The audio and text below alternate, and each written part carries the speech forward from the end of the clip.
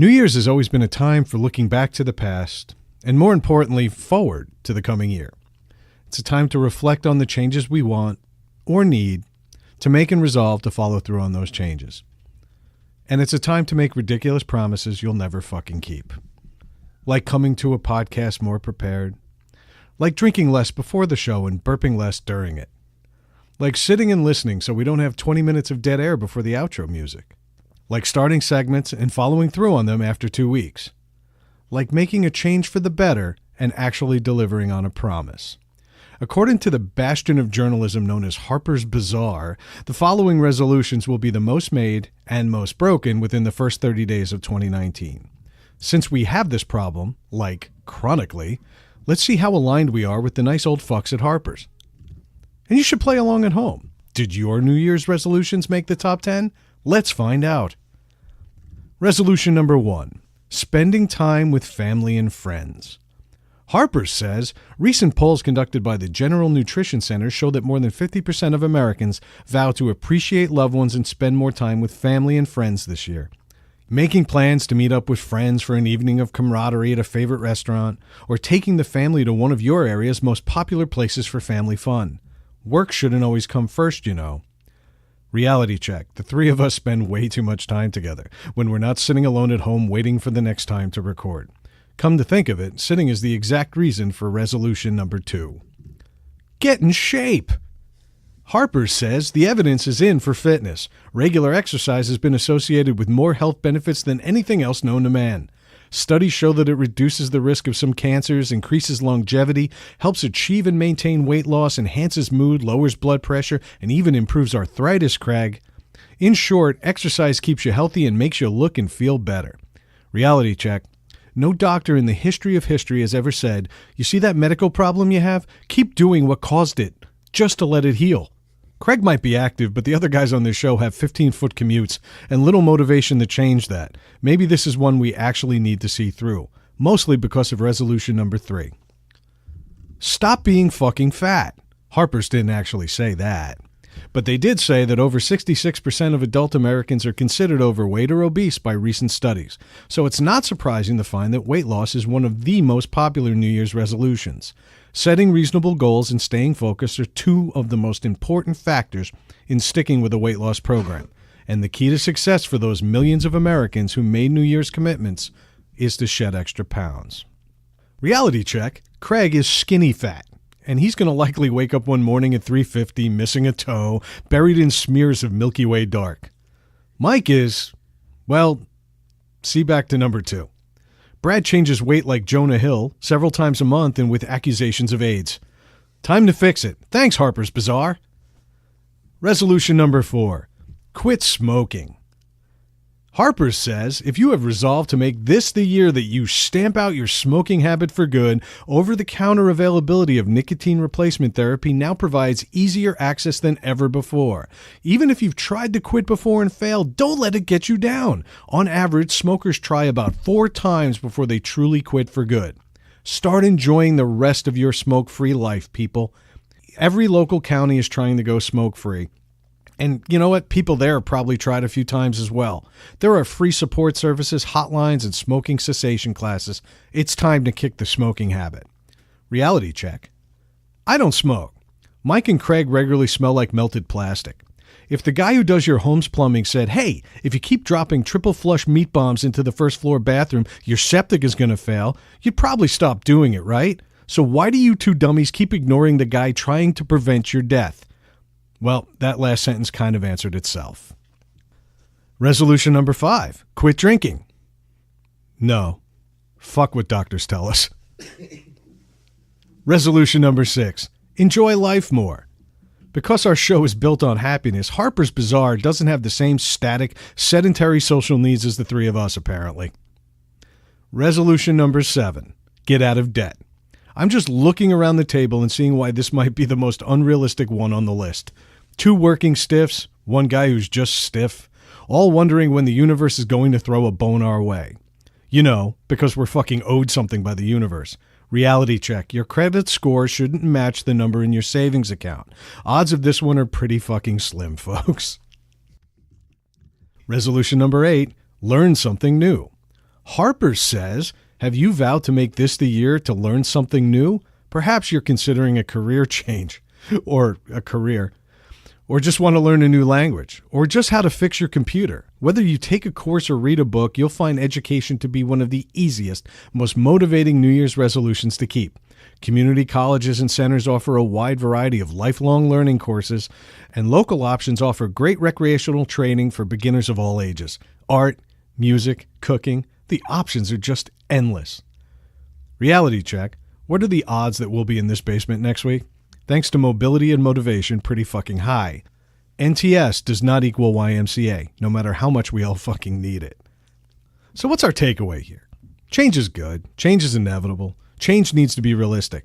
But make no mistake, change needs to happen. Mostly because we promised you a top 10 of resolutions and yet I stopped at 8. Maybe the guys, and needless to say, don't necessarily embody change like a New Year's resolution guru would want us to. But in our own way, we embrace change for the betterment of ourselves. Change like this might just end the arguing, stop delaying the process, and eliminate the negative vibes that hang over this show whenever things don't quite line up the way they should. Of course, I'm not ready to discuss these changes just yet, but if you've been paying attention, you know what's up and why it's been a long time coming. Consider that your cliffhanger, maestro. Now stop breaking promises and hit my goddamn music.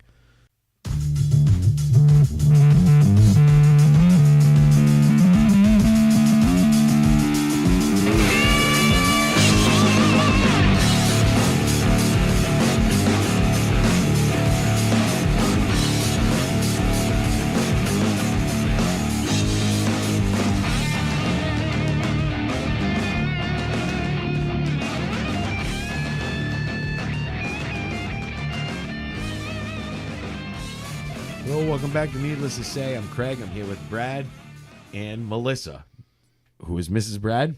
We've discussed this before. No poop talk tonight. Oh, no. What are you saying? I want to say it again. Yeah, poop. Poop? No, she would have been great for Michael Rooker. Yes. Because he said, do you guys do poopy talk? Yeah. And we were like, technically, yeah, we do. we had that one episode. I suppose that's what we do on this show. I don't know. Poopy talk's an odd thing, but I think, Melissa, I think you should bring us in with a very big happy poop year. Yeah. Happy poop year? Yes. There you go. I think that's radio gold right there. Right there. Yeah. So what's going on? It's been a weird week because it was Christmas. Yeah. You know, and as Grover from Sesame Street would say, what a great fucking holiday. That was a great fucking idea. Did you see that headline? Yeah. I cannot believe that he got away with that. I mean, that normally, like, it's really suspect, and you have to listen really closely. And you listen, and you're like, he didn't say fuck. He said duck or cluck or, no, he straight up said, that's a fucking great idea. Yes. There is no mistaking what he said. And I think it's more indicative of the neighborhood they're in, because that's supposedly the Lower East Side of Manhattan. Alphabet City. It's Alphabet City. Yeah. And that's the whole point there. And that's how people talk down there. So, you mentioned a long time ago that Grover was originally kind of like a stoner hippie. Yeah. Yep. I can imagine him talking this way. And was like beefing up civil unrest. He was. With those string bean arms? Yeah. And it was funny. We did talk about that before. Down with the men. Yay! And now he's just dropping F-bombs on Sesame Street. It took him 50 years, so Yeah. I give him credit for restraint. But, I imagine a long day of filming at the Children's Television Workshop. Yeah. I think that one kid got under his skin. There's been a lot of those. Did Grover say this, or did Kermit say this, or was this said on the show? Was this a swear? And this was straight up no bones about it. He said, that's a fucking great idea. Yep. That's exactly what he said. He still had that look on his face like he was happy and caring and endearing. Yeah. Well, because it's just made that way. And it's also, that's how I parent. Yeah. Fucking ain't right, kids. Yeah. So how was your Christmas, Craig? You traveled all the way to Studio B tonight. We are here. We're actually sitting in my office because the garage isn't quite ready for prime time. No, it's not. But I'm just, we were in Studio B 2 weeks ago. But On this the time floor. we on the floor. We had no furniture. There was like an empty box and a trash bag And- in the corner of the room. Two grown men sitting, as you put it earlier, crisscross applesauce. Yeah. Yes. Yeah. Yeah. I thought it was great, and you did a hell of a job editing. Explain why. Because we had to keep pausing so we didn't get blood clots. We had to keep standing up and walking around because our legs are going numb. So we had to keep pausing the show. It's funny, when we keep doing shows with Manny, it's real easy for you and me to sit there and act like we're the fit ones. Yeah. But the truth is, we're not. No. And no. Watching two 40-something-year-old men just get up every now and then just to shake our legs out. Yeah. It was like the shittiest Bikram yoga class you could ever imagine. Yeah, it was insane. But we did it.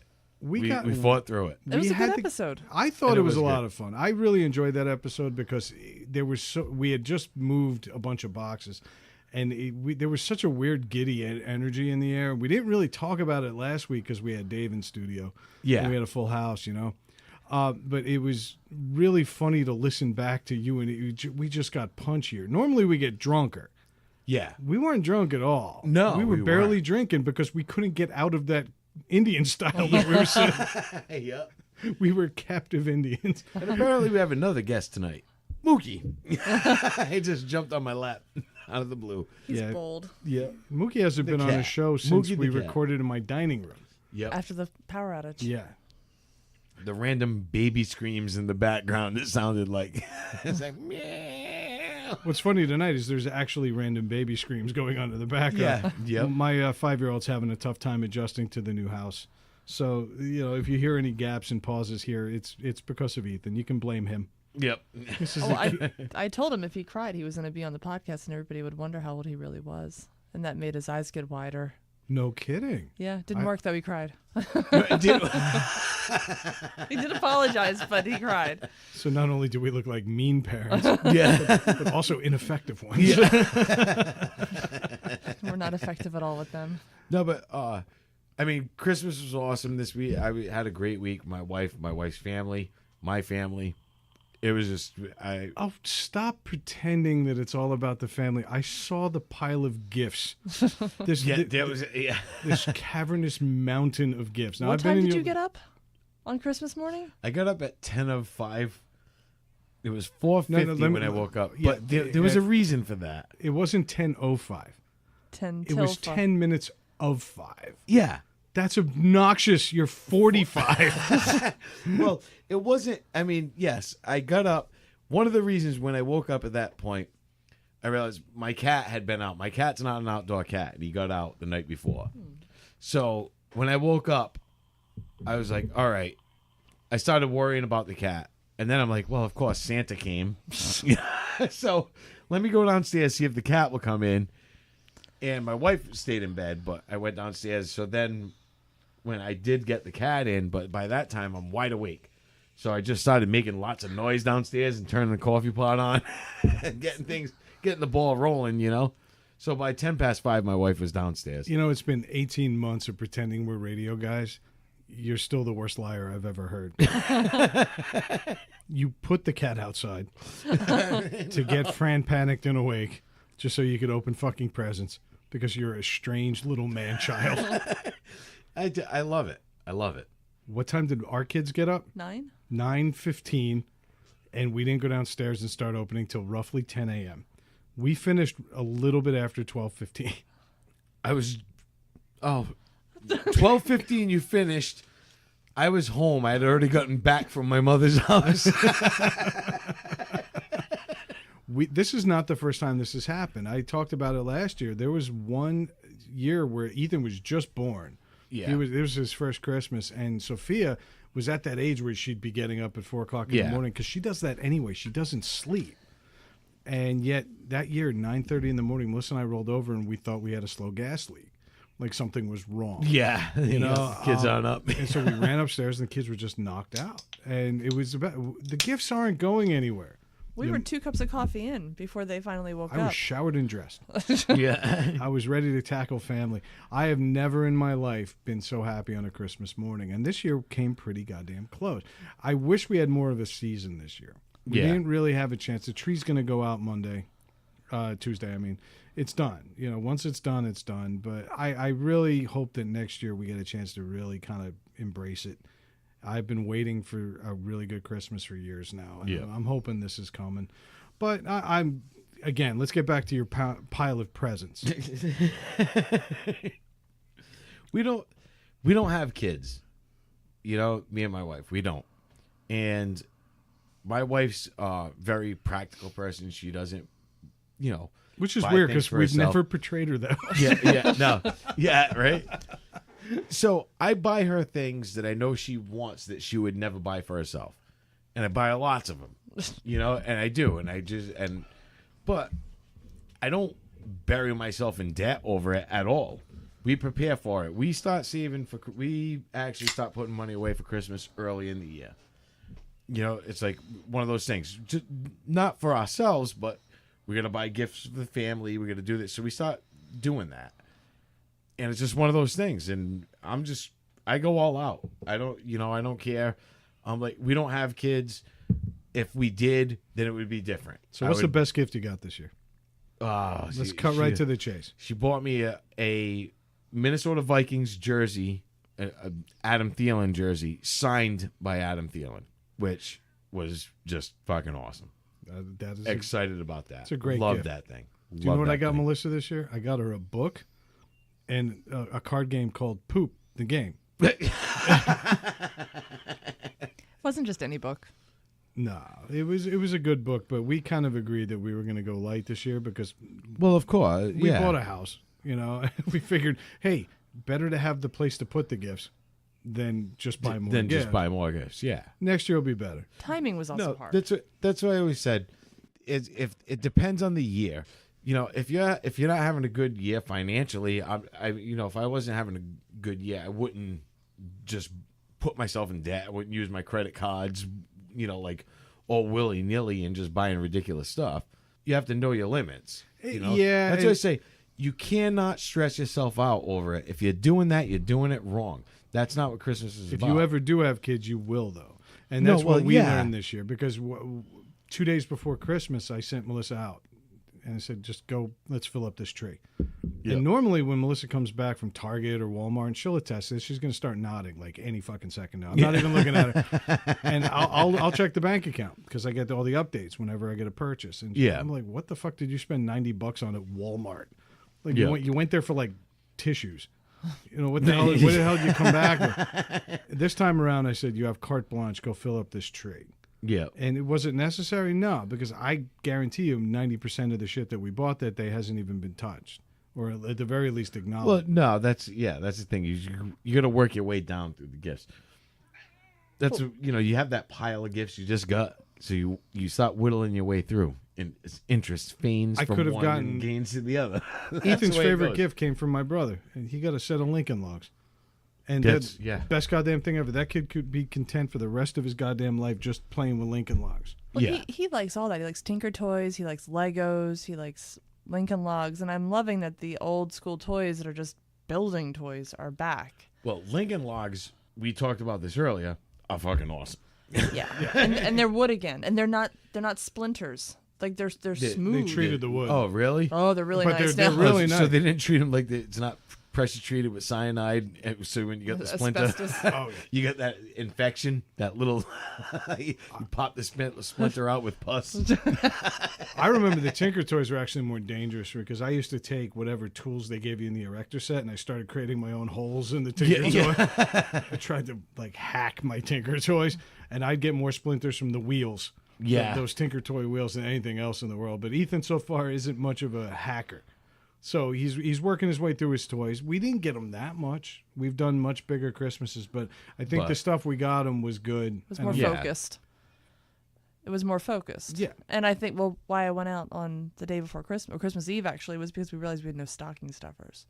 And Santa Yeah. is who fills our stocking. No, what's funny is that the same thing happened to me Christmas Eve.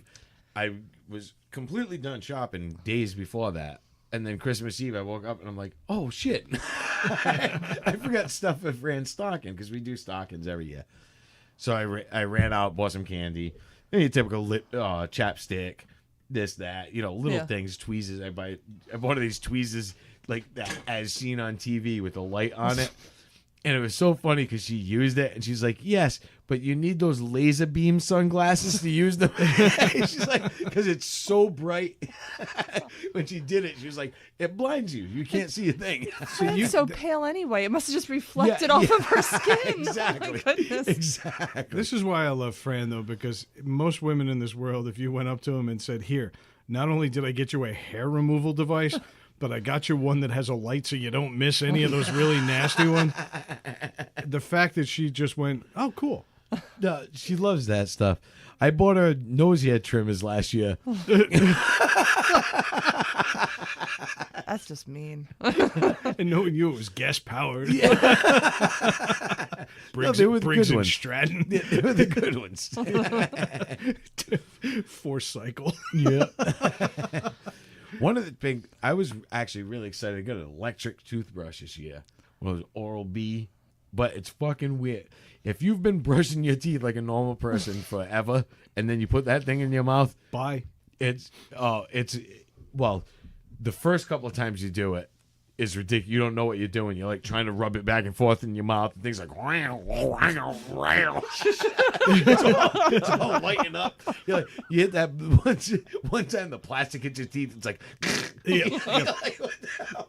It starts to hurt. You're trying to, then you forget. I forgot to do the back of my teeth because you're all excited about doing the fronts. But I have never bled. yeah, I've had a full beer bottle cracked over my head. The fact that I'm even conscious to talk about this show and not in a 25-year-old coma is amazing. But I had a beer bottle broken over my head. I have never bled more than when I got my Sonicare Diamond Clean. My sister-in-law got a deal on this thing. It's like a $400 fucking toothbrush. I would have never spent money on this thing on my own. She trains the daughter of a dentist, and she got the dentist the dentist deal. So, but yeah, he was impressed. Oh, but the first time I turned it on, Melissa came running down the stairs. I think she thought somebody was revving an engine in our drive. It sounded like an alien ship, like wah, wah, wah, wah. yeah. But they're awesome though. Oh, When your teeth feel like glass. When I started to, now I'm getting to a point. I'm like, all right, slow down a little bit. You're not as aggressive. Like I'm just like stabbing it in my mouth like a regular toothbrush. And the thing was making noises and With those smoking. two front teeth, though, did you get the warranty? They're not that bad. No, we're going to show Revenge of the Sith on it later. That's how I get the resonance in my voice, like Freddie Mercury. Freddie Mercury No, would have never they're made not- it as a gay man with those teeth. They're not horse teeth. Not anymore. Not after you stole them from Trigger. Freddie Mercury looks like he's got like gigantic freaking seats of fold-up chairs in his mouth. He does. And I made the joke a second ago, like, how could he possibly get by, sucking all that dick Yeah. with teeth like that? But I think the answer is he comes from, like, the Middle East. That's where his heritage is. Yes. And I think he actually unhinges his jaw like a cobra. Which made him very popular on tour. Yes. Well, when he was a kid, Hence it the was AIDS. Yes. He wanted it all, and he got it now. when he was a child, he was much more self-conscious because the teeth, I think they were the same size when he was like 5 as he was when he was 35. God damn. But his lip, actually, he would curl it under his tooth. So maybe that was a method that he used in that Maybe, yeah. process. No, they said, I guess at some point, I don't know, according to that movie, everybody was telling me about it, that at some point he was going to get his teeth fixed. And they said it would And affect they his said voice. it was affect his voice. Yep. Yeah. And he said not. He said no. But he was very self-conscious of it as a child about it. Yeah. Well, they were huge. Huge. Well, what the hell? They were gigantic. They were like beaver teeth. I went to school. Ironic. I went to a school with a kid in elementary school who had very, very big buck teeth. And I felt so bad for him one time because he put down the window in winter and the bus driver yelled to the back, "Hey, Bucky, put up the window." felt so bad for this kid. I love the fact that back when we were kids, the bus driver could yell Bucky at you, and your parents would just be like, whatever. We made them. Did you shut the window? Now there'd be a whole like parade in support Yes. of enamel shaming. Yeah, exactly. There'd be that guy would lose his job because it would be viral on the internet in the whole 9 yards. It's insane. Freddie Mercury was viral. Yeah, He went viral again this Christmas. yeah, he did. I don't know. Maybe there is like a radon leak in this basement because every time we come down here, we make the stupidest fucking. Yeah, jokes. we do. But I like it. All right, I'm going with I'm it. Makes not me arguing. nervous that you spend 16 hours a day down here now. Oh, you should see the shit I'm sending at work. My work emails are barely decipherable now. At the end, he just signs it. Ba-dum-bum. Yeah. ... Fuck. Yeah. Everybody's terrified to fire me. That's really what's going on. All right, so that was our news. Yeah. You wouldn't think on a week of Christmas there wouldn't be headlines, other than the obvious. Somebody was really generous, somebody was really, a dick, and he stole gifts. We don't want to do those headlines. No, we did them last week. We had some rough ones last This week. whole season, we've kind of done a whole litany of holiday-themed asshole headlines. Yeah. So why stop now? No, actually, there wasn't a hell of a lot. We already covered Grover. I think the one headline I wanted to cover this week, or a few anyway, but I think the Kevin Spacey thing, we talked about Louis C.K. Yeah. and how he had every opportunity to kind of do something the right way, Yep. and he didn't do it. Kevin Spacey thought that Christmas was, I guess it was a season of giving and forgiveness and togetherness, and he thought this was a really optimal time to try to rebuild his personal brand and try to convince people that he wasn't guilty. And he made this creepy Christmas sweater video in the character of Frank Underwood, talking to his fans, basically saying, you want to believe me. Yeah. In the same seductive voice that he probably did to rob the innocence of a million young male actors in Hollywood. Exactly. No. So did you actually get a chance to see the video? I saw some of it and then just turned it off with the hopes that it was ending like the final scene of American Beauty. But it didn't happen. What's sad is it ended like the opening scene of American Beauty. Exactly. Just watching Kevin Spacey's man-ass jerking off in Yeah. the shower. Ew. I'm so glad we brought you down here tonight. From a foot and a half away from the mic. Ew. Well, what do you think? Did he gain any kind of positive press from this, or is he No. just shooting himself at this point? No, because it went viral, but most of the people hated it. Not hated it, but he made himself look like. I think we need some Spacey. It's definitely the basement. It's a basement. This house is fucking haunted. It's a basement. Seriously. This whole house was previously owned by Catskills comedians.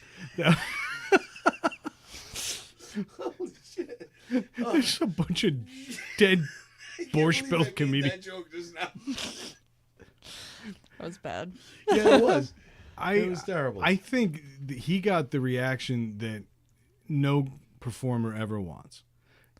Whether they love you or they hate they you hate you. vocally, at least you're getting a reaction. Yeah. I think Kevin Spacey put on a Christmas sweater, put himself in character, and embarrassed himself to a rousing audience of zero.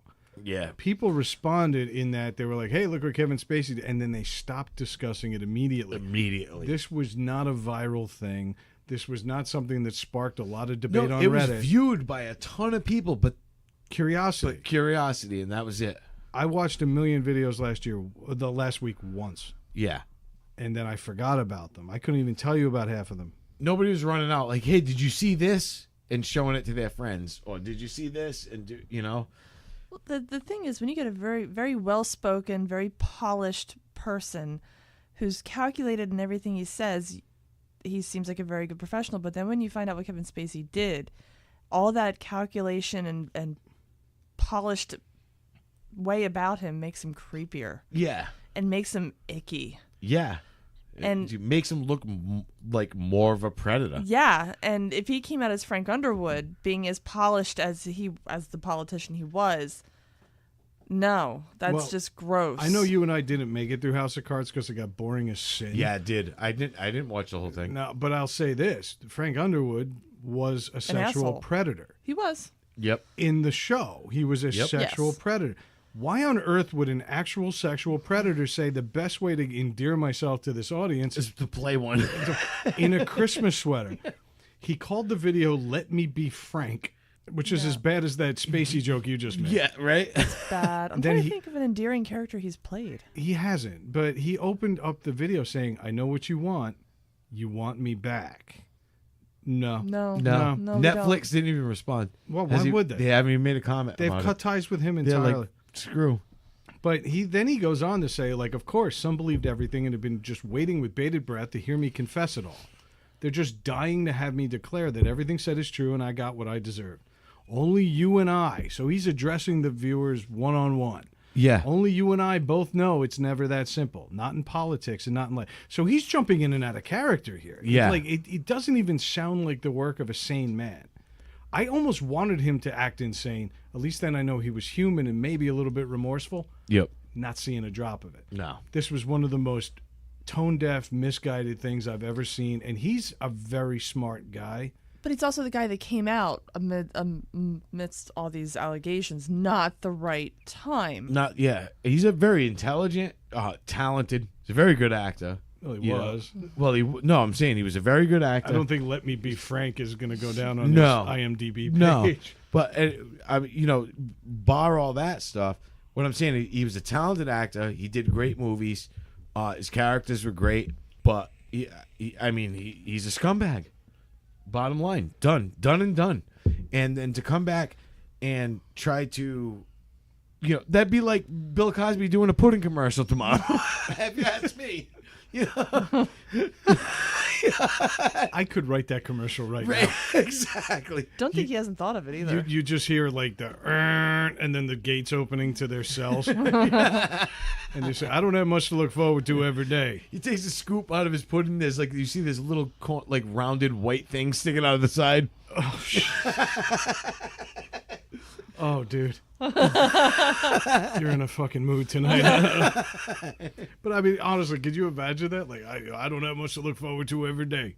But even here, I get my Jello I pudding. get Yeah. It's just He looks at his celly. He's like, "Right, K-Biz?"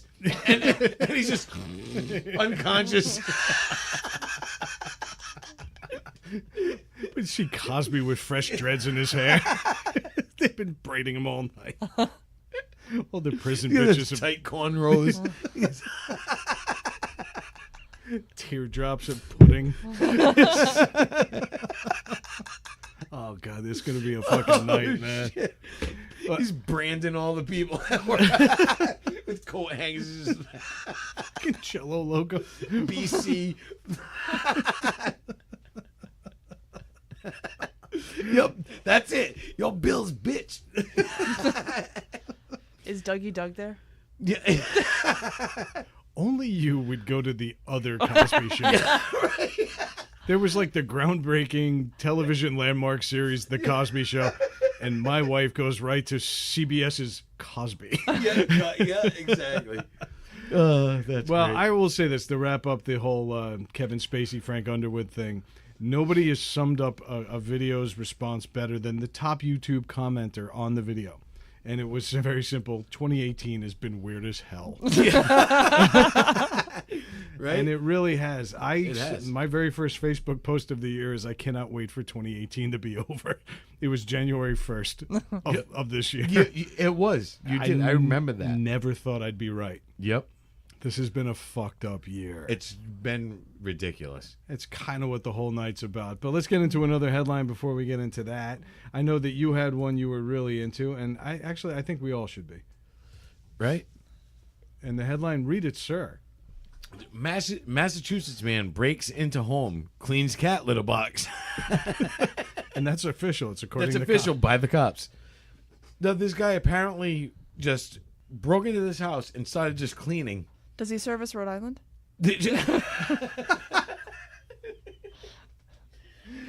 But I guess apparently he was on something. But when the cops came in, he was sitting there cleaning the litter box. Break into my house. My kids are insane. They don't do this.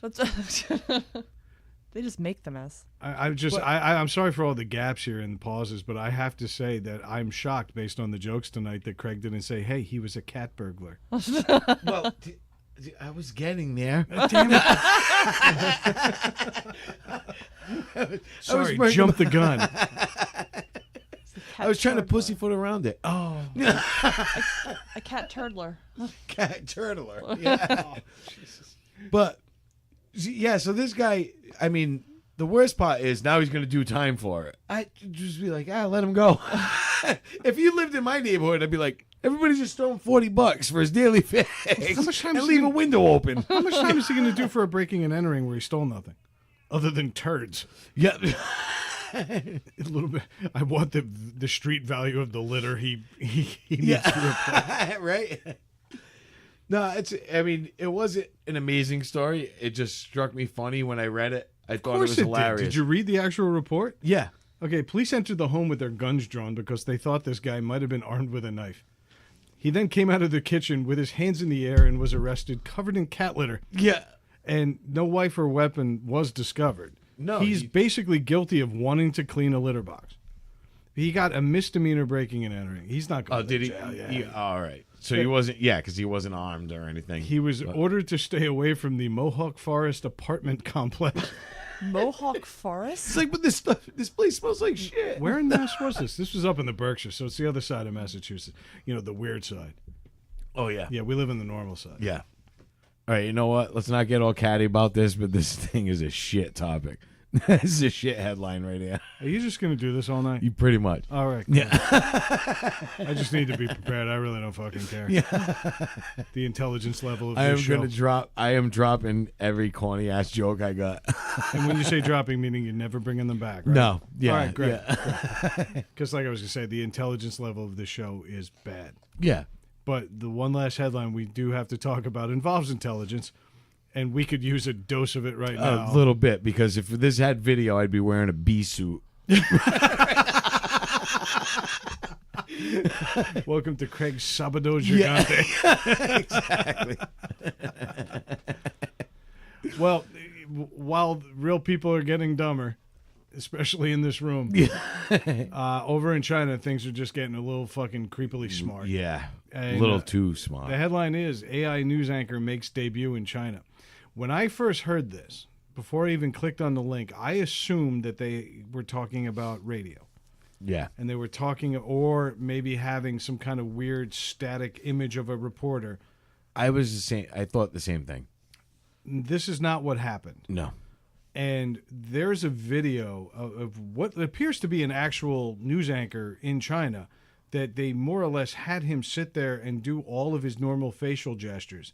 And what they then did was apply artificial intelligence and some kind of weird graphic mouth to it to make it look like he's reading the news. Yeah. And they made it look so goddamn natural. I'm terrified, not only for what this means for journalism, but also for what China isn't sharing with us. Yeah, because this is pretty fucking impressive. It is. And we're going to stop. Can we play the audio right now? Yeah, let's play the audio first. Hello, everyone. I'm an English artificial intelligence anchor. This is my very first day in Xinhua News Agency. My voice and appearance are modeled on Zhang Zhao, a real anchor with Xinhua. The development of the media industry calls for continuous innovation and deep integration with the international advanced technologies.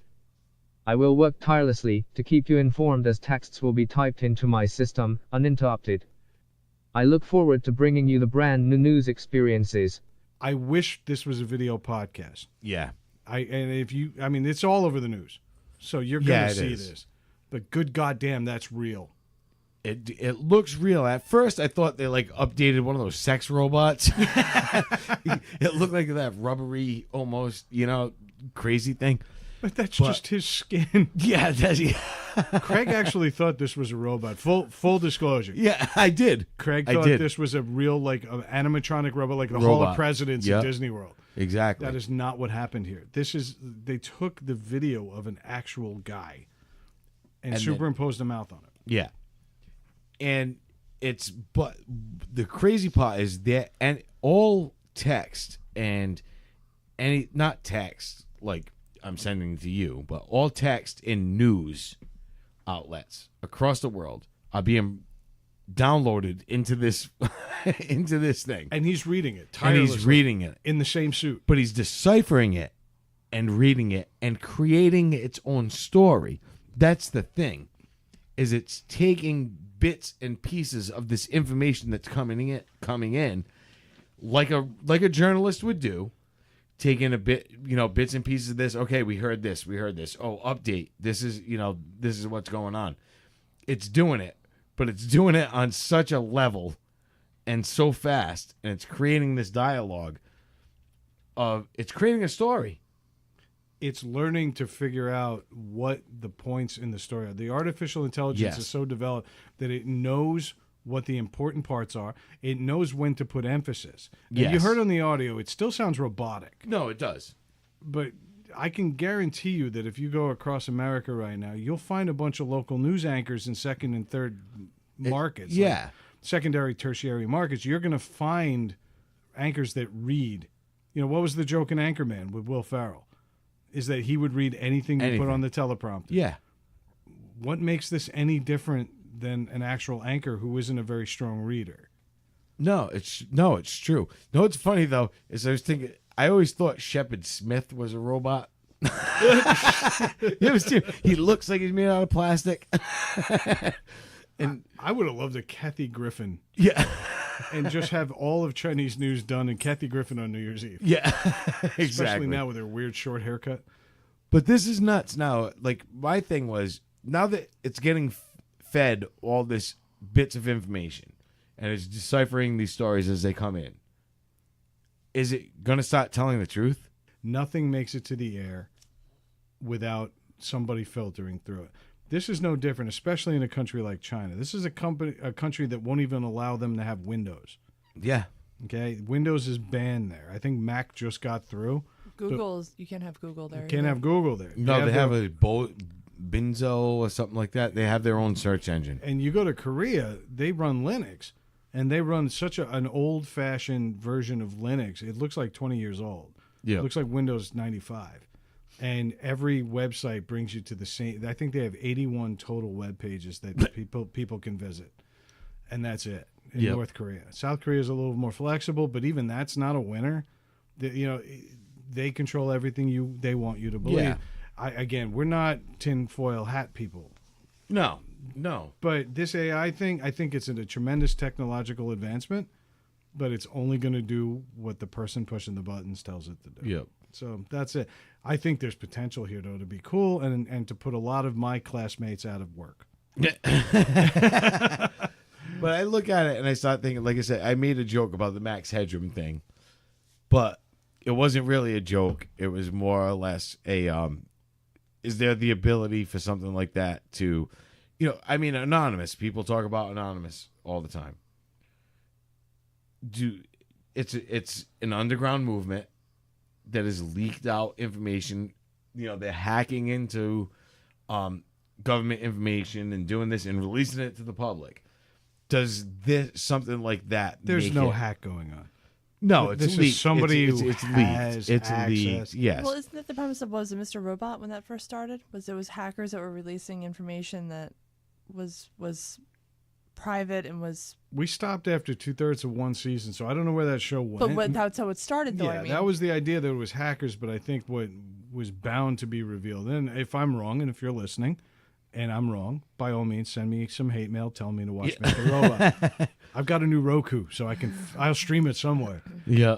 No, it was Mr. Robot. I mean, there was people out there that were trying to get the information that was not meant to be found out Yes. to the public. I think there are people out there that want to release it, the good, the bad, the ugly, the true, the untrue, like all of it. Just to say, hey, this is what we got. Yeah, and our what we've experienced in our lifetime is something that our parents didn't experience in their lifetime, which is a complete lack of trust and faith in journalism. There was a time where Walter Cronkite got on there and you listened to him like And the you knew it- Bible. Yeah. Dan Rather, you trusted what he said.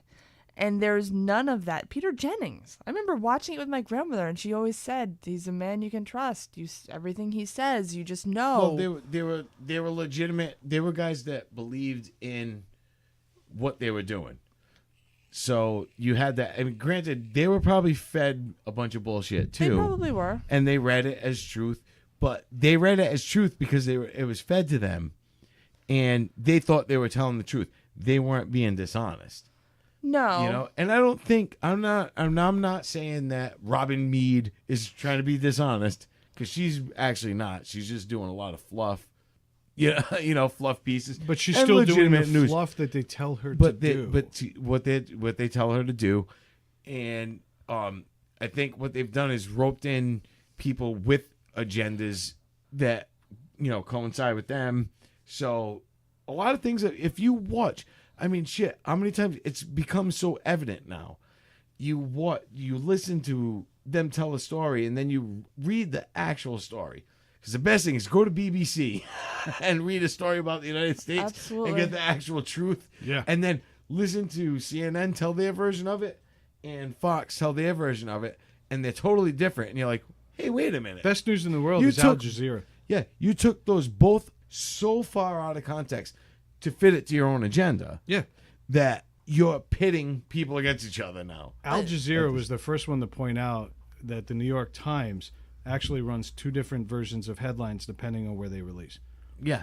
And if it's a red state or a blue state, you get that version of the New York Times. And it will be the same news. The facts are the same. The spin in the headline is different. To sell the paper. It's a marketing. Right. strategy. If you're in Massachusetts, a predominantly blue state, although not anybody we know from there, but that's besides the point. You will get a version of a paper that gives a Trump headline that is anti-Trump. Yeah. And if you go to Oklahoma, you're going to get the same story, the same exact written story, yeah, with a spun headline that's entirely different. And everybody else is then left to their own devices to interpret the news the way that fits their needs best. Yeah. My problem with journalism is, and I don't consider myself a journalist. I know that you called me one earlier, and I appreciate that. But the truth is, journalism has been dead a long time. And the reason for that is there's too much of it. You made a great point, my wife, my beloved. Made a phenomenal point. And I'm glad, by the way, that you chimed in, because I was about to put a mirror under your nose to make sure you were still with us. No, you guys were going at it, and I had a few points, but you said. Chime in. I cut you off. I just want you to feel welcome here. That's what we do. But I actually said, you actually said that Walter Cronkite was someone that everybody trusted because we all tuned in because he was the only voice that hour. Yes. Okay, we are now inundated with so much information. From everywhere. And I say this about marketing all the time, but I'm going to say it about news as well. People aren't looking for a reason to believe you. They're looking for a reason not to. They don't want to trust you. We come in jaded now. I click a link expecting to be disappointed and let down. And lied to. Yep. I don't think that that's going to get better. Well, and that's the biggest difference is when Walter Cronkite was around and Peter Jennings was starting and Dan Rather, the country wasn't as divided. The country was divided politically with a Republican and Democrat and all that stuff.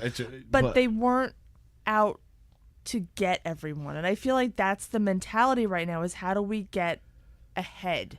How do we take that person down? And the worst part is it's by any means necessary. And this artificial intelligence thing, it's whatever network is controlling it will feed it. And it's weird that you guys were talking about who was it that said, I'm not going to read this? They actually did this on Murphy Brown, the last episode I watched, where what's-his-face was working for the Wolf Network. And he got that's what they called it, the Wolf Network. Yeah. But they gave him a promotion, and he had like an evening slot and everything like that. And he went on location, and his whole thing was, I want to go in and I want to spin it. I don't want to do the Wolf Network thing. I want to do my thing on the more liberal.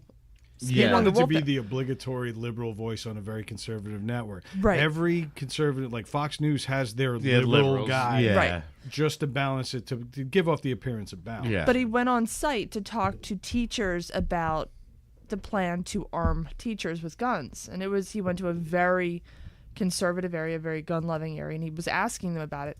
And then at the end of it, they said, we need you to read this plug. And he was like, well, no, I'm not supposed to be doing this. And they said, well, no, you really have to because you're in this time slot and everything. And he started reading. He goes, I'm not reading this. And he got fired for it. But very few journalists have that integrity. Absolutely. They'll do it for the paycheck. And that's money is fueling everything. And the money behind politics is scary. Yeah. And the thing is if you work your way to become a journalist that hard, and by just not reading that one thing, it's going to ruin your career. Absolutely. Permanently. Yep. No station's going to hire you because they're like, well, what if we wanted to read this? And you're insubordinate at that and point. You're like, you know what? Like, no. Why do you think we're talking about this AI guy, even though we're really not? But No. why do you think he came up? Because nobody wants to deal with insubordinate journalists anymore. Yeah. Nobody wants that one guy who goes rogue on live television.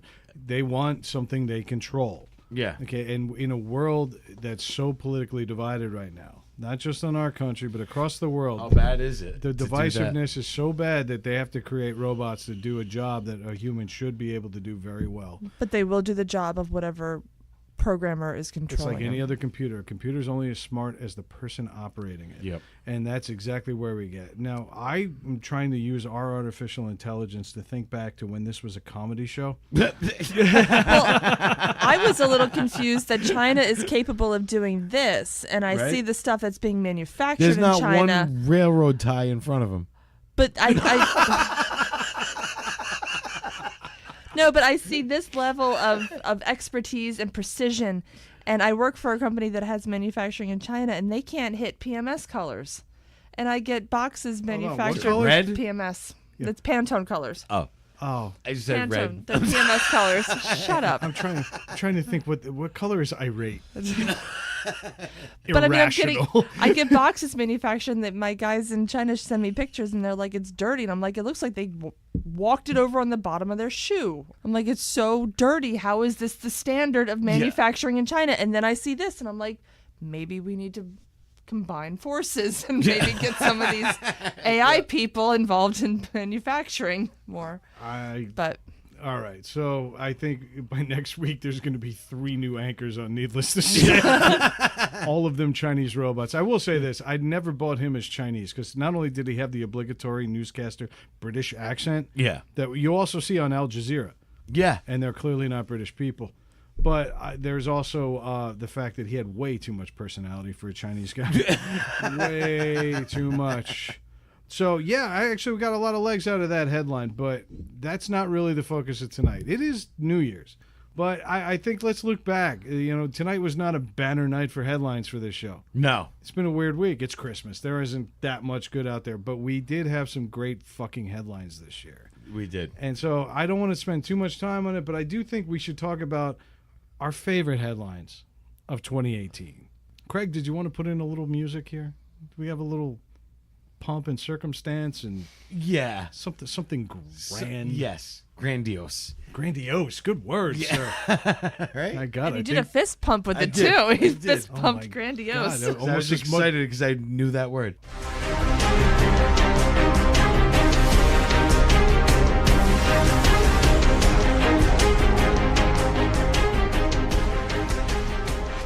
Craig, since you are so into this, what was your favorite headline of the year? If you had to pick one. I mean, it's funny because the last 2 weeks we had some good ones that I really liked, but I'm still like the ninja shortage. That was a good one. I forgot about The that. fact that there was a ninja shortage and they were recruiting people like, we need you, we'll train you as a ninja. The fact that there was a surplus of ninjas at one point. Yes, at one point there was plenty of ninjas, and then it just, people were like, it doesn't pay as good. It was like a ninja union. Those toe shoes hurt my feet. One leaves the family tradition and wants to be a doctor. Yeah. Shames the family. Exactly. I want to be a dentist. I want to be known for my work. Yeah. Because if you're a really good ninja, Nobody knows you exist. yeah, that's right. You're not in it for the glory. Yeah. But I just thought it was funny that town they were recruiting people. I listened They back had to a that. pay. It was a solid pay. Oh my! It was like 40-something grand a year to just be a ninja. don't even have to show up to work, and you could tell him you were there. That's the best. I'm so good at. I need a raise. You didn't know I was there. I want 50 grand. Could you imagine the staff meeting every morning? Yeah. Why don't you guys smell like Bill? Yeah. And everybody's like, "Who's Bill?" Exactly. That's the point. Aim to be more like Bill. It's funny. Whenever I played that episode back and heard that story, I automatically, my brain immediately recreated Miyagi's Village and Karate Kid 2. I don't know why. There were no ninjas in that movie. No, but you wanted there to be. But I think that all of Japan just looks like Miyagi's Village. Actually, were there. There may have been ninjas everywhere. In that village. They were just really good. I don't think Daniel-san's little drum punch thing was going to get it done if there was a ninja waiting with a sword in the wings. That would have been a killer ending of that movie. Oh, no. Not tournament, real. Not tournament, and then real. Noriyuki Pat Morita. Daniel-san gets a katana through the neck. That's right. He lifts his leg up for a crane kick, and then he loses the leg. That would have been a much more realistic ending. But I'm going to alternate with you. I have to say, of all the headlines I enjoyed reading this year, it's not my favorite of the year. But of all the ones that I enjoyed reading and commenting on, I have to say that Anne Frank's sex diary was one of the greatest things we've ever done on this show. And I made so many inappropriate jokes in one 30-second span. Yeah, you did. I apologize to people that didn't even know I was on a show.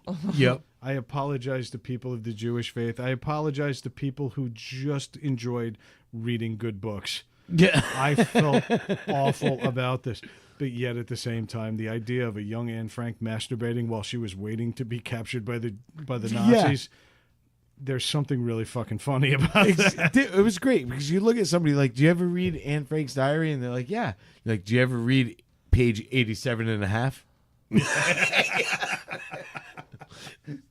Like that little flip page in between that nobody knew about. What did I call it then? The Red Shoe Diary of Anne Frank. And I made some joke about how could something so wrong feel so right? Yeah. Oh my God, you did. Say, I'm doing it again. Yeah, I gotta you go did. call You those did it people again. again. Yep. Oh, it's like being a repeat AA guy. Yep. You know, like I get my chip and then I gotta go back and do it all over again.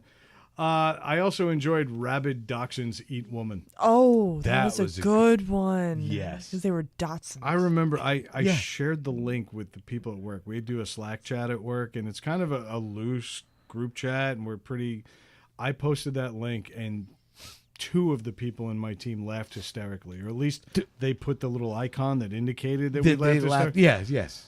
And then my boss chimes in, "That's a really awful story." I mean, that's a woman that if she had very short stilts, could have made it through.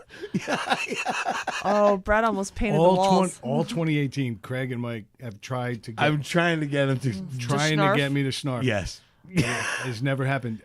Right before New Year's, on the New Year's episode, you almost got it. That was as close as you've gotten. Short stilts. Fucking epic. You two talk for a minute. She would have made it through the whole thing. She had a little step stool. Yeah. Yeah, exactly. It's like jumped on a chair, like when you see the old movies when the mouse is in the room and the woman jumped on a chair. The little round stool with the 3 legs. Apparently, she was like in an open plane, an assault flat.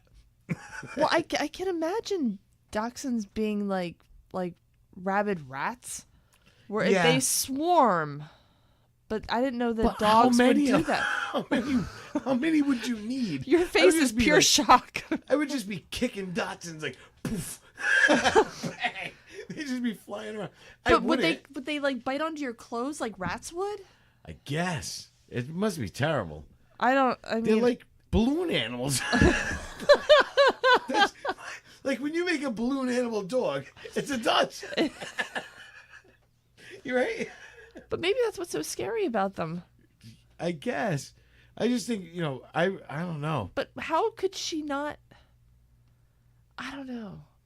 It's peculiar that she couldn't get to safety. Like, was she in her? I forget. Was she like in her front yard? I forgot how I forgot how it all went down, but It mustn't have been good. I mean, What a like horror! we were on a Dotson farm. Like, Imagine getting that call that like your sister or like your aunt was killed, and you're like, oh my god, no! And then you're like, how did it happen? yeah, Dachshunds. Dachshunds, hundreds of them. Like, did you ever see that movie Piranha? But like, imagine being the family of the woman that was killed by dachshunds. Imagine the questions you get. Really? Was We that- joked on the show that I'm back, by the way. We joked on the show that I would have purposely crawled my carcass to the middle of the road and got myself hit by a car just so I wouldn't have to admit that I got hit by a dog. Yes, exactly. Well, I said, can you imagine being the family member that gets the call? How did it happen? Wild pack of dogs, and that's what to me the funniest part of the headline was. Yes. And I realized I dropped the headline and I walked away, but I really love the fact that this could have been wolves. But somewhere in America, there are packs of wild wiener dogs running wild, running rampant through the wilderness. You know, I think we never think of pet dogs like that. No. I don't even think of golden retrievers, which are natural hunting dogs. Yeah. Like, Exactly. When was the last time you saw a wild golden retriever? They don't exist. But yet somehow these dachshunds were so poorly cared for that they basically became feral. Feral. Yeah, feral dachshunds. That's horrible. The I had hair's all dogs- spiky. ears are mangled and like cauliflowered. I just think it's funny that this woman, nobody acknowledged the fact that this woman probably had the same cardio as most of our friends. Yeah, yeah. Because how do you not outrun a bunch of dogs with 3-inch legs? That's what I mean. That's what I'm saying. They, I said to her, they look like every balloon animal dog ever made. I mean, I had a dachshund on my lap at the last day of work before we took our break, and On your lap and your friend's lap and the other lap. You gotta consider long. the worst thing this dog did was crop dust me for an hour and a half. Oh my I'm going for it. God. Oh God, you went. I'm going for it.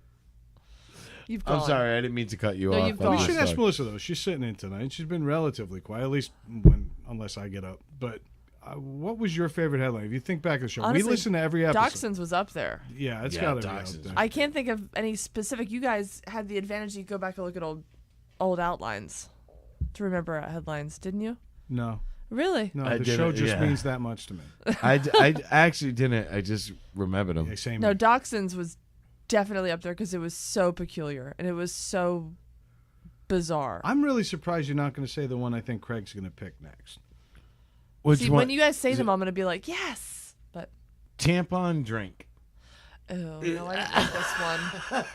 I didn't like this one because it was gross. I remember It was gross. sitting across from Melissa. Normally, we put a little speaker on the table, and the two of us will sit and stare in our own directions Yeah. and just listen. We don't look at each other. I had my eyes fixated on my wife the entire time, waiting for the reaction. And the faces that this woman made. She looked like one of those rubber finger dolls. Yeah. And she was just like, "Nyah, nyah, nyah." And then I made a Carrie Bradshaw joke, and that's one of her favorite shows of all time.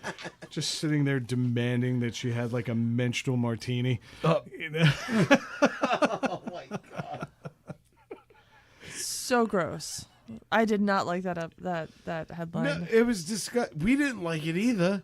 Yeah. It's not like You we were talked running about out. it at length. We did because it was disgusting. Well, we were trying to figure out what was making them do it, and then we realized that the chemical in the tampon was making people hallucinate. And that was my comment to you, and I'm like, this is why I buy the organic ones, because they don't have the chemicals. On a list of 5 things I never want you to discuss on this show. Can we put that in numbers 1, 3, and 5? Telling you, it's gross. But gross. But why wouldn't they just soak regular ones without the blood? Because then there's no color in the jerky. I'm thinking she said organic ones. They're made of I'm just corn. thinking like corn husks Yeah. rolled into a tube. Just Because corn husks are organic? I think she was talking about preemie sheep. sorry. female influence once in a while isn't so bad. Like organic. Craig's crying. Immediately in my head, it saw someone rolling a corn husk. It's not like a joint. It's just Corn husks are great, but if you really want absorbency, go for cocoons. well, they have the Diva cups now. Cork. No, they have the cups.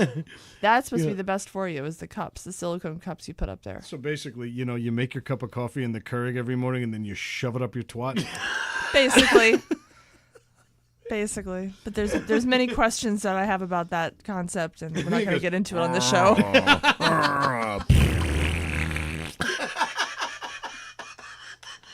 That's what it sounds like when it comes out.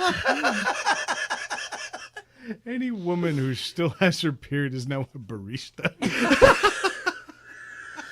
Only when removing it. How bad's your period this month? Grande. And then right after you smell it, you got to venti the window. You're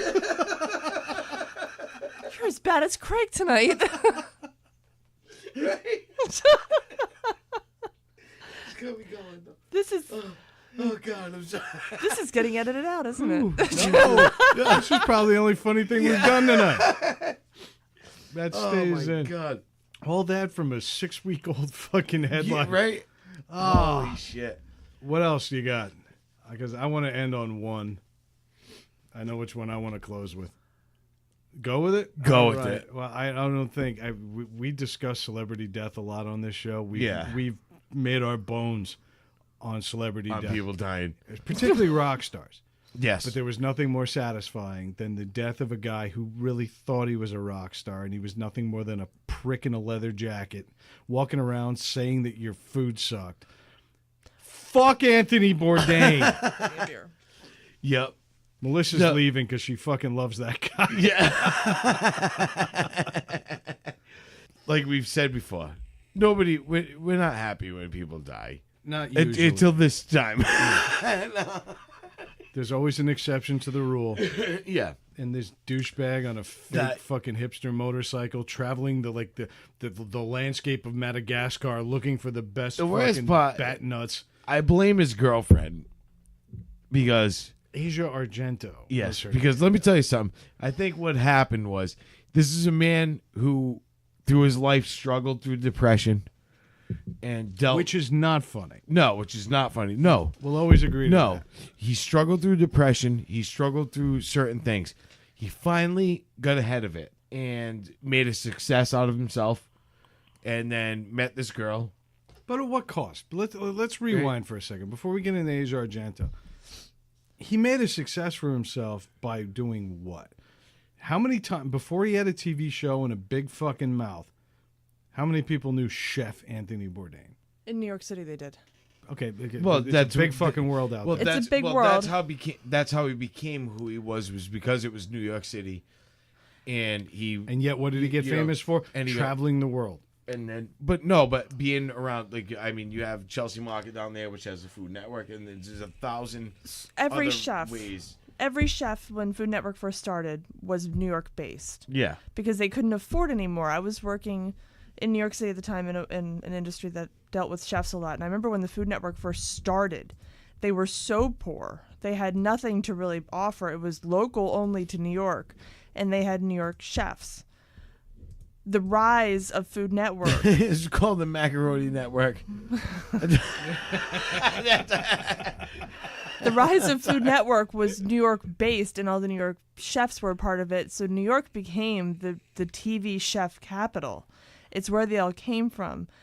And I never met Bourdain, but I met many people that were acquaintances of him. And he wasn't for everybody. But what I appreciated about Bourdain, and what I'll always appreciate about him, is that he was not afraid to talk to anybody. He was not above.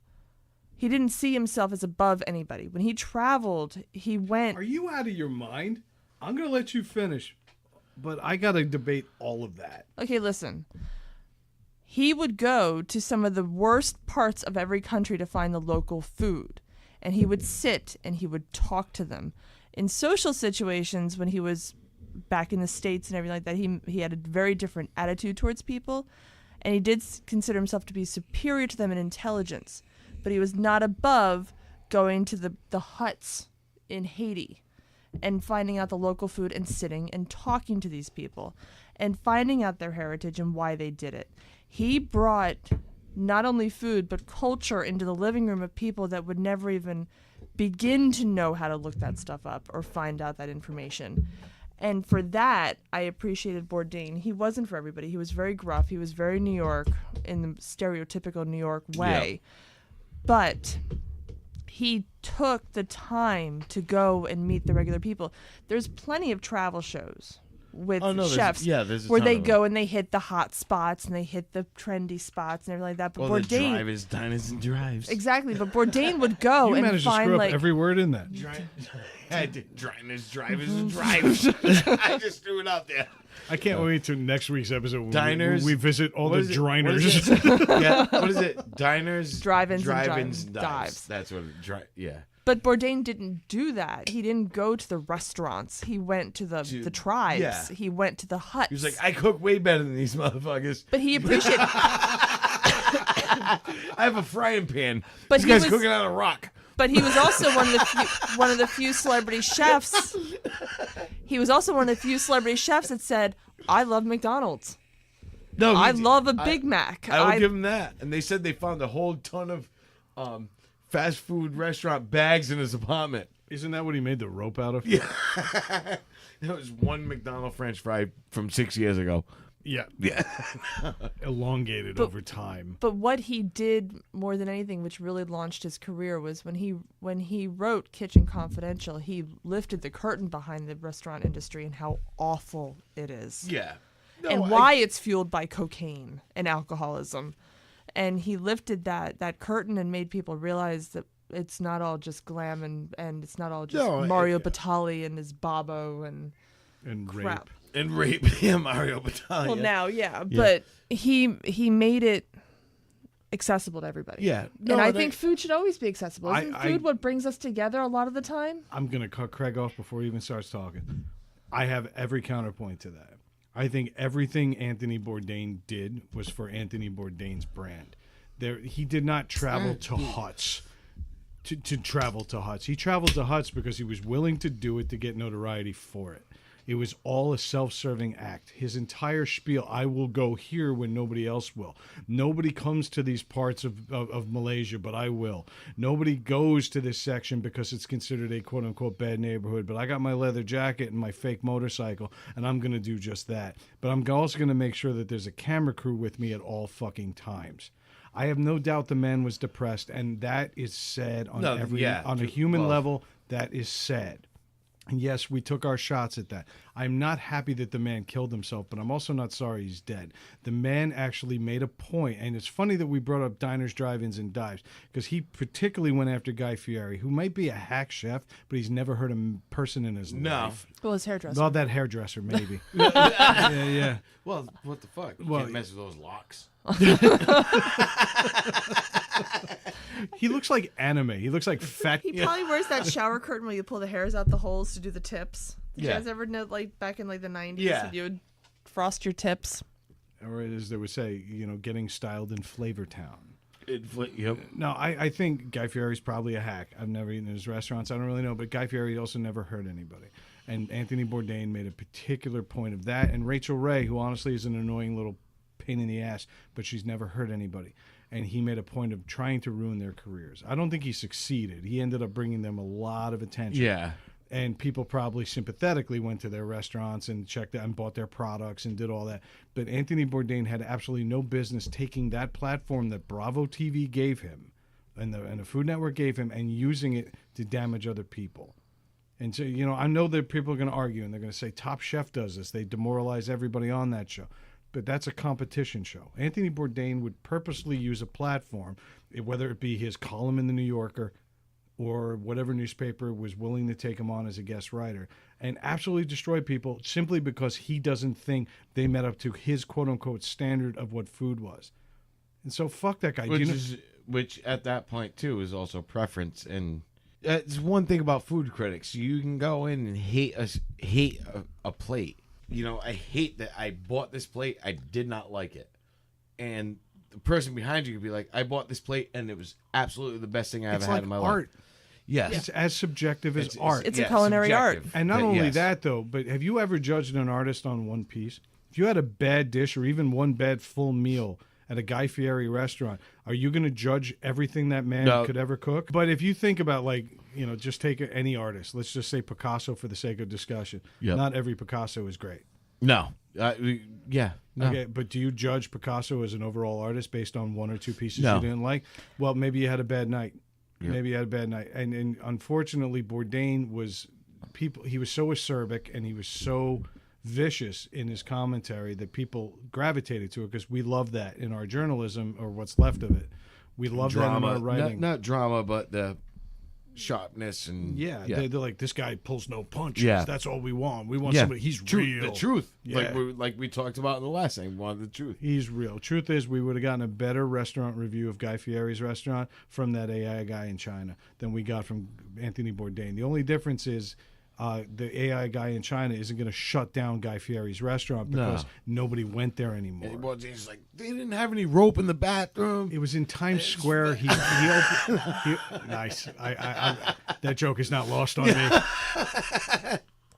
I'm sorry. Don't ever apologize for mocking this man's handling. And I'm just really glad it was Eric Repair that found him. No, but Antoine. Like I said, don't get me wrong. I feel that this is a guy who was, he suffered from depression early on, and he was getting over all that stuff, and that's why I said when I said I blame his girlfriend, I kind of do, because I think he was beyond all that, and he had established a career, whether you think it was shitty or not, the way he got there or what he did, he had this career, and he became this, not an icon, but he was. He was an icon. No, he was, but he was an elite in that group of people. Self-appointed, absolutely. And then it immediately gets shot down because his girlfriend starts this movement, this #me movement. Me too. #me too movement. I've done that how many times? I don't know. How many episodes are we on? Yep, exactly.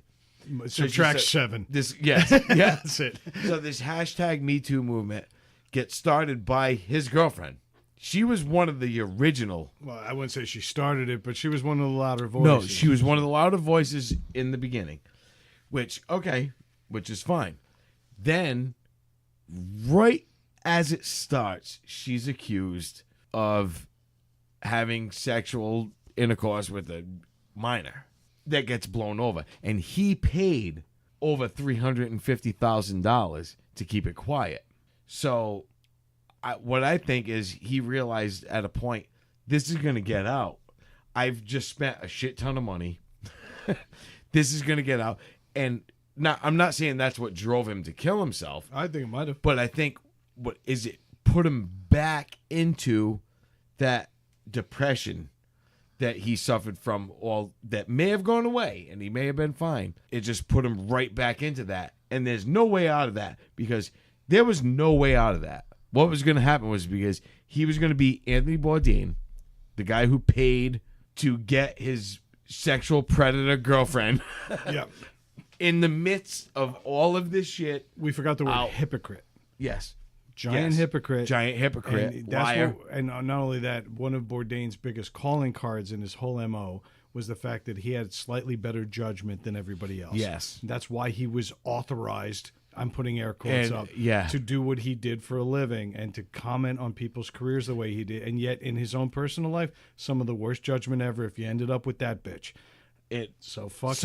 But my thing is, all his other downfalls that he thought were down from, his setbacks through his whole life that made him so depressed, that made him want to kill himself, were nothing compared to this, because it was on a national level in front of everybody that he made think, I'm Anthony Bourdain. I have my shit together. And I am the coolest. And it's like, Oops. No, you don't. And all that That's money. that's worse. You know, It's than way anything worse. else. I kind of wish that we went with the Sky Dongs. Sky Dogs. Yeah, was that cool. would have been a better headline to close out because we do have to move on. We do. We do. So based Just on, like everybody else does. With Anthony, like, What, Sky just like Dongs? Anthony Bourdain's family does. Just have to move on. Black Hole Sun, Yeah. you're the one. All right, so we're talking about so many celebrity deaths, and like normally we'd probably say, let's switch gears. No, let's talk about a few more. I have predictions. I think we're going to see 2 to 3 other celebrity deaths and or suicides. So I would say and or meaning drug overdoses, improper behaviors, Yeah. somebody fucking up. Yeah. That's kind of where I'm at. And I think one of the saddest ones, I think this is the year that we're actually going to see Jonah Hill go down. Think so? I think the guy is so erratic with his weight. One of the things they tell you about gaining and losing weight is it's got to be gradual, even if you're like massive. Yeah. And he was a fat guy for a while. He was never like obese, like fucking reality show. No. He was big. He was just a large. fat guy. Yeah. He has lost so much weight and then gained it back and then lost it and then gained it back. It's not good for your heart. It's hard on the heart, doesn't it? And I think that Jonah Hill, there's either a reason for it, whether it's depression, and he's going in and out of depression, or he's on medication. Yeah. I think whatever he's doing is probably going to capture him. So that's one guess I've got. I think Jada Pinkett Smith is going to succumb to all of the rumors surrounding Will Smith's sexuality and the stability of their marriage. Yeah. And And having that stupid son. Well, that him too. But I odd think she'll. situation there. I think she's a candidate for suicide. I hate to say it. I don't wish it on her. I don't think I met her. Yeah. I I got that great photo with her. Yep. She's a real nice person. She seemed very genuine. I'm very concerned that Will Smith is driving that marriage. She's gonna drown herself in that. What is it? That water they got. What's that? That Will Smith and his son created that water company. Have you seen it? No. Oh no, they have a bottled water company. And what is it, like, blessed?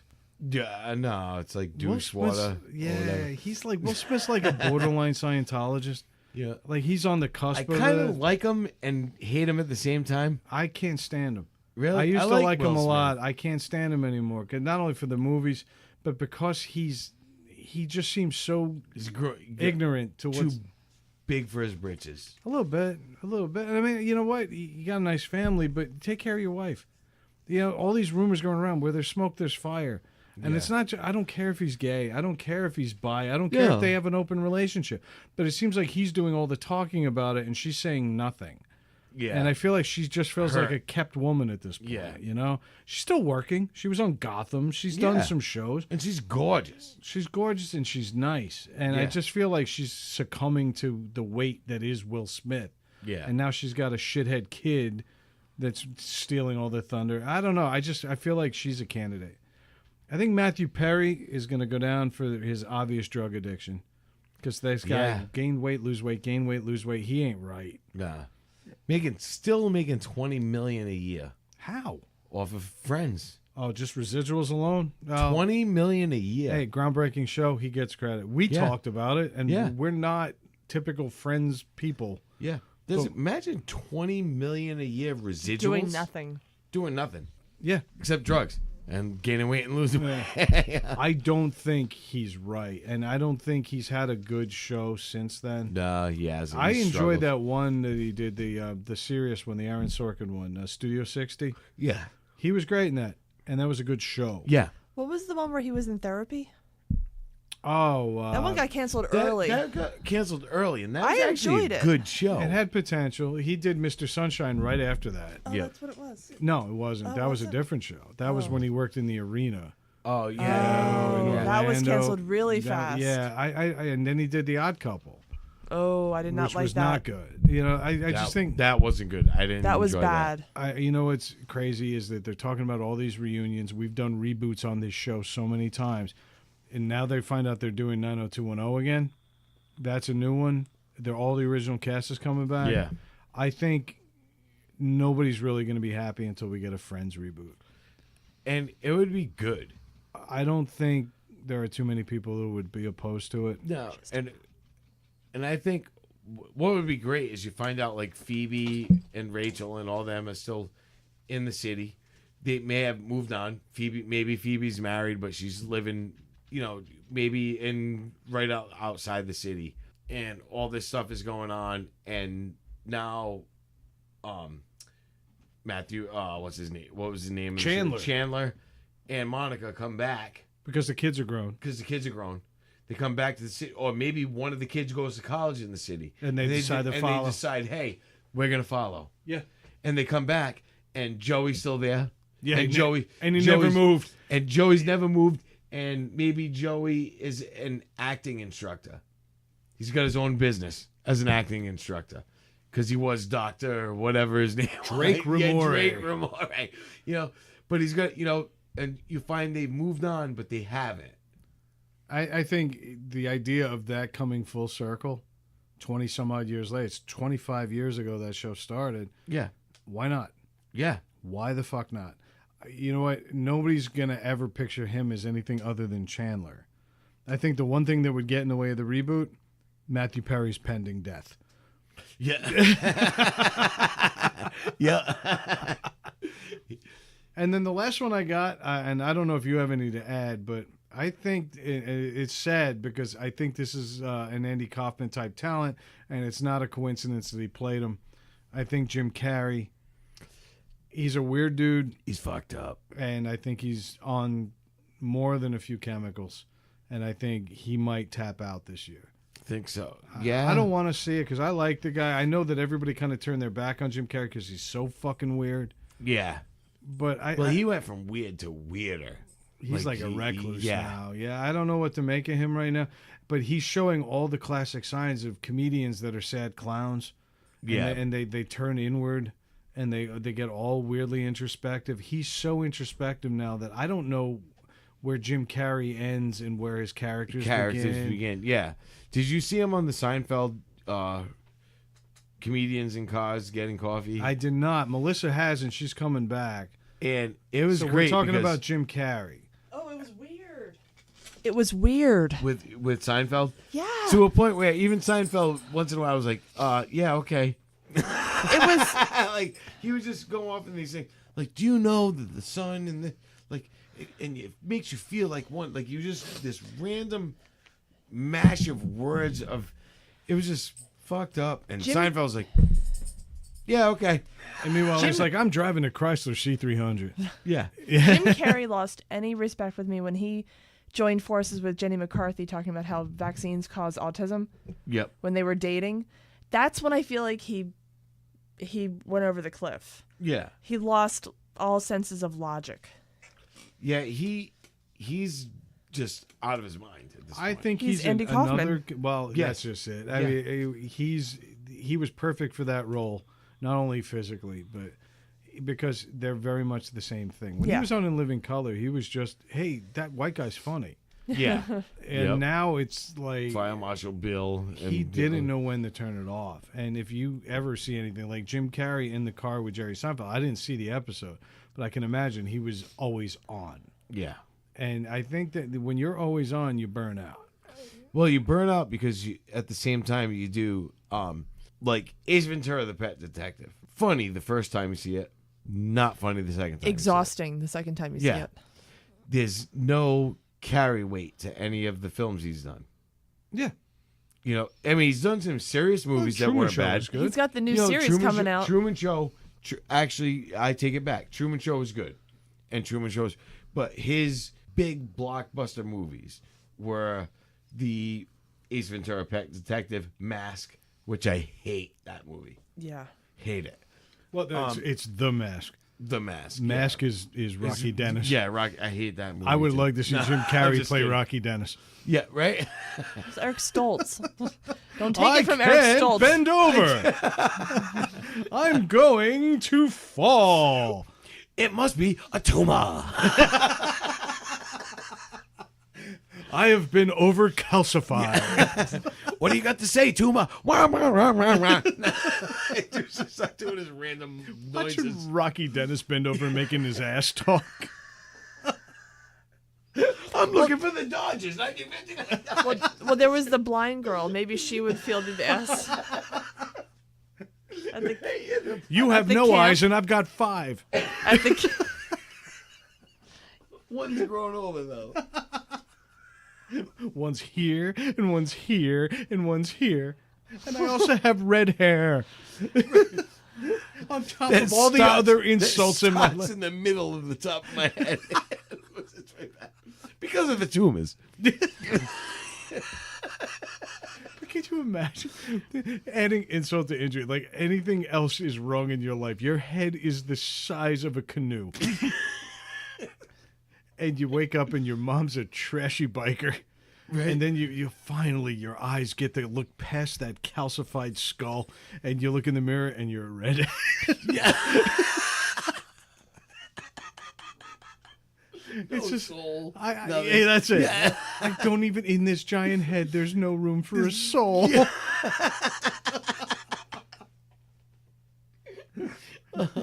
And the Oscar goes to Jim Carrey. Jim Carrey.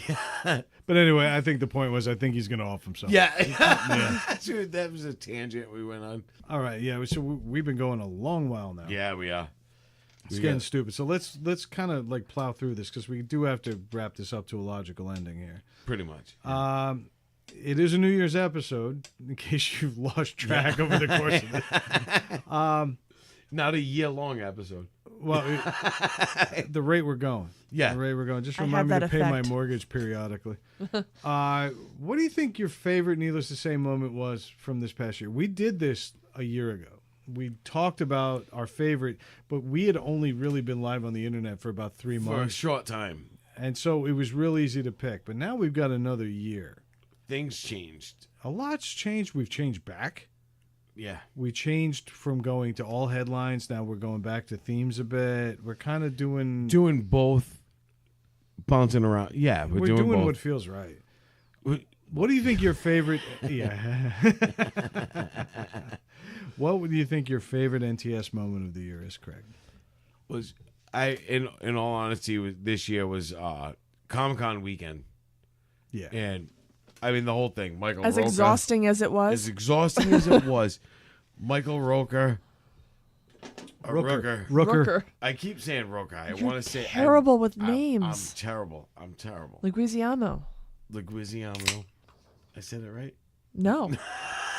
Leguizamo. Like was yeah. It was Leguizamo and what was the other guy? The other Hispanic guy. You just don't like Hispanic guys. That's really what it comes down to. Oh, that was a terrible one because I actually know how to pronounce his name. Oh, and when it came out, Luis Guzman. Yeah. When it came out, I was in Leguizamo mode. And it went. I think you Yeah. called him Louis Gossett Jr.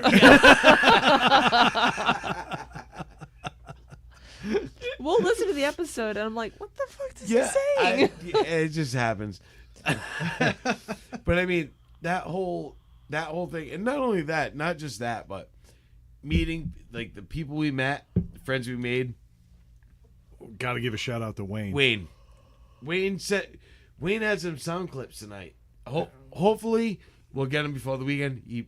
I tried to play them. They weren't playing. Wayne, it's on you now, pal. No, he's on it. He's sending them back. He's trying. Okay. I'm still going to put it on Wayne. It's on you. It's on him. Yeah, it's his fault. Skip another Comic-Con session. Come see us. Yeah. No, but I mean, meeting people like that and Steve the Turtle Whiner. How do you go wrong with that? How do you go wrong with that? You know, He's still loving us on Twitter, man. you know. Not that we're not that good on Twitter. We're pretty bad on Twitter. Yeah. But when we are active, He's right there. He's right there. He's right man. there. Great guy. I mean, but to meet all those people, it was just a lot of fun.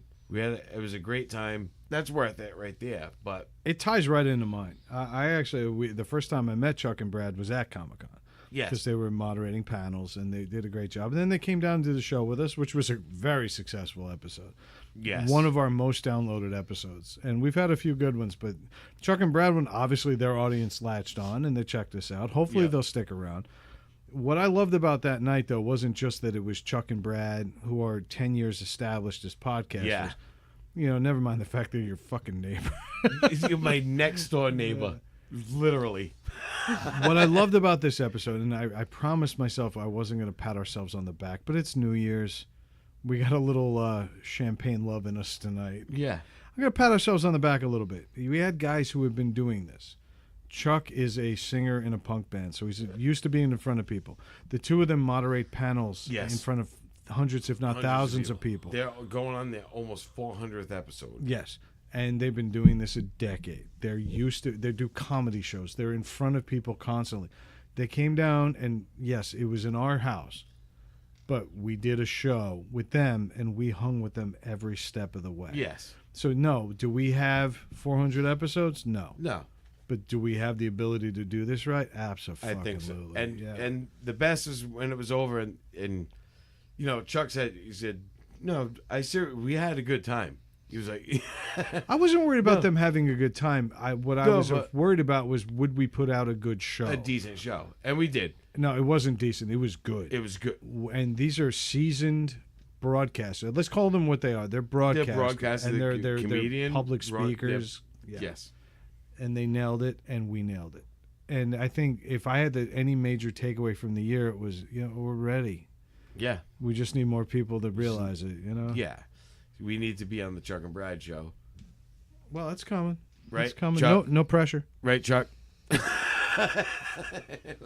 Chuck, I'll burn your house down. I know a guy. I know. Yeah. My one other NTS show moment wasn't a show moment. And I realized we're only supposed to pick one. No. Yes. But this happened off the air. It did happen off air. Most of our best shit happens off the air. It does. And that's not a good thing to say for somebody who just asked for new I know listenership. exactly where you're going with this. But there was one night, you want to talk about punchy. You want to talk about stupid.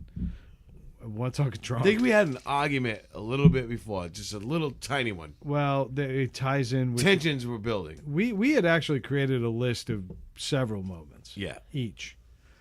One of mine was we had a healthy fight, we're calling it. Yeah. We had a healthy fight that started, believe it or not, when I was watching my kid's first Little League game. And it started on text message, and we got into a major fight. Yep. And it turned into a lot of healthy development for the show. Yeah. Because we finally got real with each other, and we had some conversations. Because believe it or not, it's not all wine and roses around here. Shit happens. But that led to what I'm only going to call the night of dancing. Yeah. And after the H6 had been packed up and the computer was closed, and I forget what song came on. I forgot what it was. I know I was tending to the fire. There's a fireplace in Mike's basement, and I was stoking a lot. I was putting wood on there. It was like in April because it was still cold enough to run Just a fire in Mike's basement. we were just lighting it for that ambiance and a little bit of warmth. It was a little chilly in the air, but something happened. A song came on. And I think I started dancing You first. started dancing. And I was obviously making fun of the white guy dance and doing all that. And then you, with the fire poker, started tapping to a beat. Yeah. It was like that Flight of the Phoenix scene. Yeah. And before you know it, everybody in the room was just moving to this beat. Yeah. It was insane. And I think it was 10 minutes long, but it felt like 2 hours. Of pure laughter and it was just dancing. And we were just given the collective cardio in the room, it probably was only a minute and a half. Yeah. yeah. Please tell me Leslie was sleeping at that point. Oh yeah. Otherwise, I would be mad that she didn't message me. Yeah. And be like, "What the fuck is going on downstairs?" It was just us down there and we were laughing like a bastard and just it was ridiculous. It was so stupid, but it was fun. But that was it. So Melissa, did you have anything to add, or did you have a favorite show? You do listen to them. I do. I think one of my more favorite episodes is the one that never happened. I think it was the night that we were doing a garage episode. We had put an offer in on the house that we're in right now. They had said no, and our realtor had said, "Just hang on. Yeah. I have a plan." And I kept saying, "Don't do too much. Our number was our number. If it's meant to be, it's meant to be. If it's meant to be our house, the numbers will work." and I was watching Robin Hood, Prince of Thieves with the kids. I'll never forget it. With Kevin Costner? With Kevin Costner God damn it. and Morgan All right. Freeman. Tour de force. Another one. Yeah. And she messaged me and she said, "We're done. We got it." And I went out there and I knew you were in a pissy mood because they had said no to the house. And I just poked my head in the door and I said, "We got it." And then the episode just never happened because you got on the phone with your mom and I started talking to you guys and you were 15 beers in at that point, Craig. No. And it just never happened and you guys redid it that Sunday. Yep. Just the two of you. But I think the fact that it was an all-encompassing podcast, Manny was there too. Yeah, Manny was there. Yeah, It wasn't. It was. that was the diet episode. That's where we lost 900 pounds in 2 days. But it was a full podcast moment. We got the house, and if you remember, every house we looked at, I would look for a studio space, Well, and I knew this house had You one. did, yeah. I'm glad you mentioned that because we are recording it. You call it the new house. I'm calling it Studio B. Studio. Yes. Yep. So that's great. And so thank you for chiming in there, but we really got to move this along. It wouldn't be a New Year's episode if we didn't have New Year's resolutions. No, it wouldn't. So I think it's only right that we do a very brief but thorough take on what resolutions do we have for Needless to Say as we approach technically our third calendar year, Yeah. but our second Stepping into it. our second full year. Yep. You know, what are we looking at going in? Craig, lead off, pal. Well, I say no more tech issues that are avoidable. You know, there's always a tech issue that just happens. You know, but yeah, there's been microphones going out, yeah, and things like that. we've had avoidable ones, and that's not happening anymore. Craig, I know one that can be avoided. What? Well, you know what I mean, right? No, not saying. You know what I mean? Yeah, that's it. Can we make a concerted effort this year? I'll try. I'll do my best. I made a commitment to you guys a year ago. I will not say at the end of the day so much. That's a little easier. No, it's not. It's the same fucking thing. You think so? I was conscious of it and it went away. I'm actually going to make a promise to you because, you know, when we went toe to toe on the stand-up comedy thing and I did it and now you're going to do it. I still have. And I'm a man of my word. You're a man of your word. I'm going to make you an offer. You stop saying, you know what I mean so much. And I'm going to stop saying apparently because that's another word that I realize has come up a lot. I say that a lot too. But it's every segment now. I'm like, apparently, according to the New York Post. I know what you mean. Do you know what's crazy? How unnatural that sounded coming out of your mouth. It did. It hurt. All right, but now you know what I mean? Yeah.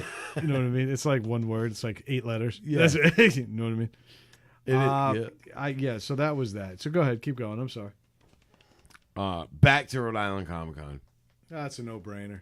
Definitely that's going to happen, you know. I'd like to get a little events going. Maybe a few, you know, I don't know. We need to discuss that, but a few Needless to Say events going on. A little public relations, if Yes. you will.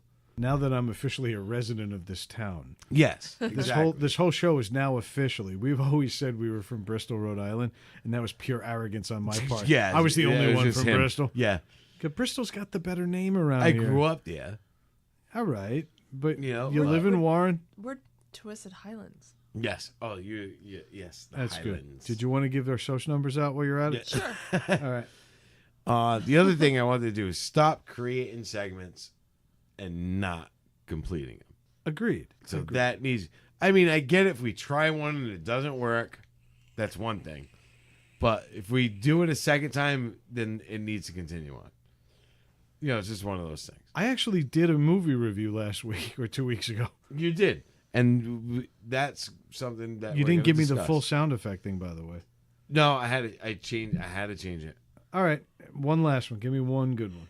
Eventually, getting like the conference thing, like the Skype or whatever the fuck we use. That's down, one of mine as well. So it sounds clear, like the other person is in the room. Well, and the reason for that is we need guests. Yeah. I think we To fought get it guests, for a yes. while. We have not wanted to be that show that had guests on, but I think we've proven with Chuck and Brad. And even when we did the I don't want to call it a failed call, but we had that struggle with Christy.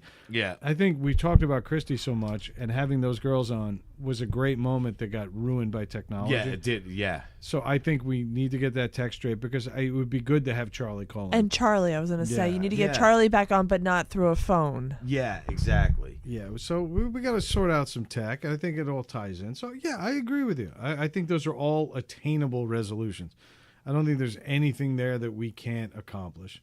So I'm good with that. I'm good with that. Mine are the same way. I stop fucking talking over one another. Yes. Why is it that once we have more than 2 people in the room, we don't know how to do it? It's a Rhode Island thing.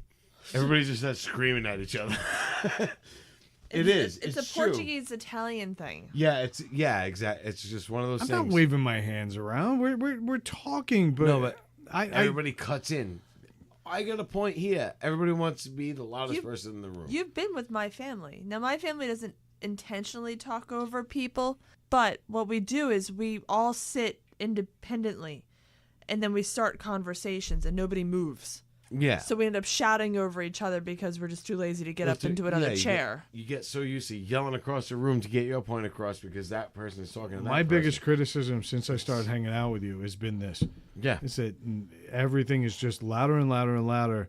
Nobody actually hears anything annoying. anybody's saying. That was the first thing you said the first time you hung out with everybody. It's annoying. I came back I from your agree. July 3rd party, and Melissa's like, how was it? And I'm like, I have no idea.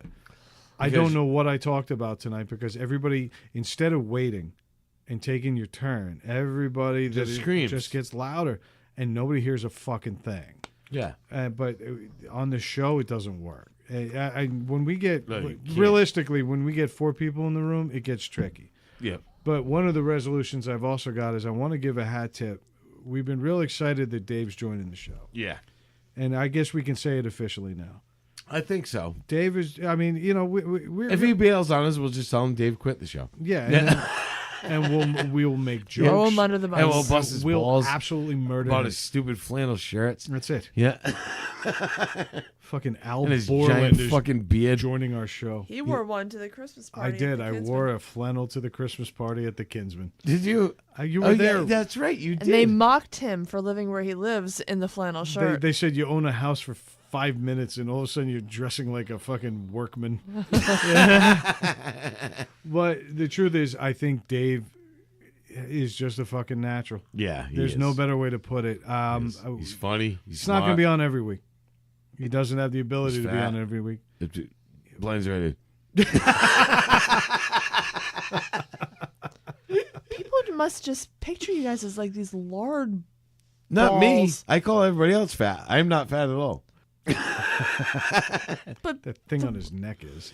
Yeah, that is that. That's where all his Well, fat what goes. ridden fucking gross. It's a skin tag. get that lasered off. They sell this stuff at Walgreens. Tag away. Everybody makes it sound like it's hanging down to my ankles. It is. All the cartoons are exaggerated. It's a lump. We shrunk that thing on his neck. If it grows hair, you're not welcome in my house anymore. If it grows hair, it's not welcome on my face, on my neck. But it anymore. is now? You're okay with Yeah. the little bald fucking Charlie Brown hanging off your fucking neck? Never had a pimple. Not for 38 years, no. Somewhere around 12 years, I'd go after that fucking thing. So anyway, that was a really nice moment. You guys just shit all over. But Yeah, right. Exactly. Dave, welcome to the fold. I know that you're not going to be on every week, but the weeks that we have you, we're really thrilled. So welcome to Needless to Say. I think Yep. that's an important message right there. I think with this influx of new blood, I think we also need to stop treating this like fucking work. I never have. But I think as a collective whole, we will look at each other, and some nights we're like, okay, we got to get the outline done. Well, we got to yeah. get this done, and we got to Well, get that done. We do. I'm not saying we don't, but I think we need to look at that as an opportunity and not as a burden. No. And I think there's kind of this weird cloud hanging over us right now where we're not acknowledging the fact that all we're doing is sitting down, drinking, and fucking talking. Yeah, It's exactly. not hard. This is the same shit we'd all be doing if there were no microphones. I just don't think that we're finding the fun in this. We're just recording ourselves doing what we would naturally do. If I called you up on a Friday night and said, come over, let's hang out, we would sit and drink beer and talk. Yeah. Why is it any different with the microphones? Yeah, we got topics and we got outlines, but this isn't hard. And we need to stop treating it like it is. Yeah, exactly. So that's where I'm at with that. I think we need to drink less during the show and drink more after the show. Well, the show goes on for 3 hours. I'm going to No. progressively things are going to happen. And then I'm going to throw this one to anybody it affects, but I got to say it. We got to fucking listen to the playback at the end of the episode. Yeah. And I'm throwing you under that bus as much as anybody else. Because you're a chatty little fucker. I stopped talking. No, I've said it. I never you don't denied start. that. You keep talking. You No, actually pick up where you left off the week before. I've never denied that. I've said I'm said it all the time. the I'm worst just as bad. influence on that. I just keep chatting, and I go, and then no, I know. But what's great is then he'll fall asleep during the rest of the playback, and next week he'll pick up right where he left off when he crashed. Yeah. I think we're closely finding the right balance between Yeah. daily show and morning radio. This is what we've always wanted to be. We're getting there. It's been a long, weird fucking night. Yeah. Melissa, do you have anything else to add to this ridiculous? It's now 2:29 in the morning. I would say just keep having fun. Don't look at it as work. Enjoy it. It's your Friday night. You always wanted an experience a lifestyle where you never had to question what you were doing on a night. You never have to question your Friday nights. Right. Well, I hope that's the case. We've had a lot of questioning lately, but I don't want to do it anymore. So I want one glass in the middle from all of us. This was a New Year's episode, even if it didn't resemble it. Hopefully Craig will get some music in there. Right. But cheers to everybody here and to everybody out there. Happy New Year from Needless to Say. We'll see you in 2019. Craig, take us out. Needless to say, we said it. Say poop. Poop.